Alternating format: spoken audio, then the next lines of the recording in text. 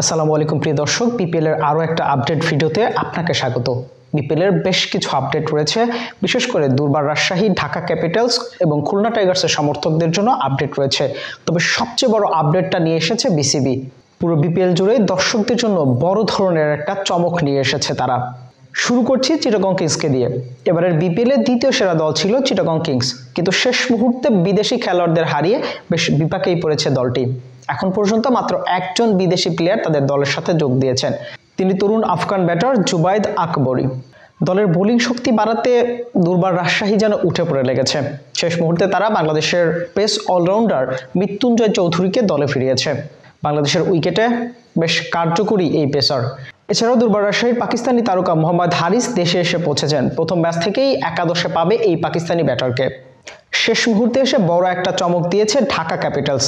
ইংল্যান্ডের বিশ্বকাপ জয়ী তারকা জেসন রয়কে দলে ভিড়িয়েছে তারা পাকিস্তানের তরুণ টপ অর্ডার ব্যাটার সাইম আইয়ুবের রিপ্লেস হিসেবে। খুব শীঘ্রই দলের সাথে যোগ দিবেন এই ইংলিশ ব্যাটার।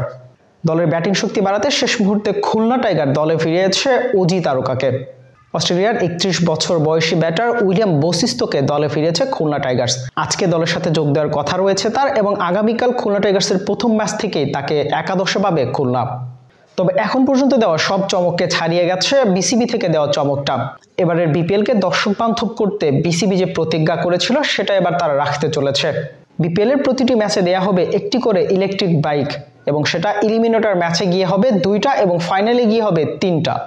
গতকাল নতুন করে রেভো বাংলাদেশের সাথে স্পন্সরশিপ চুক্তি করেছে বিসিবি, এবং রেভো বাংলাদেশই এই ইলেকট্রিক বাইকগুলো প্রোভাইড করবে।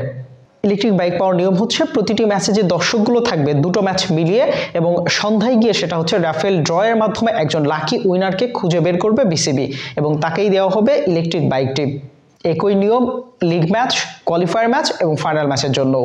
সুতরাং বিপিএল নিয়ে যে একটা হতাশা তৈরি হচ্ছিল সেটা কাটানোর জন্য বিসিবি থেকে বেশ ভালো পরিকল্পনায় নেওয়া হয়েছে, এবং সেটা বাস্তবায়নও করা হয়েছে। এখন বাকিটা মাঠের খেলায় দেখা যাবে। প্রিয় দর্শক, এর মধ্যে কোন আপডেটটি আপনার কাছে ভালো লেগেছে জানিয়ে দিতে পারেন কমেন্টস করে। এছাড়াও বিপিএল এর সর্বশেষ আপডেট পেতে সাবস্ক্রাইব করে রাখতে পারেন আমাদের ইউটিউব চ্যানেলটি, এবং ফলো দিয়ে রাখতে পারেন আমাদের ফেসবুক পেজটি।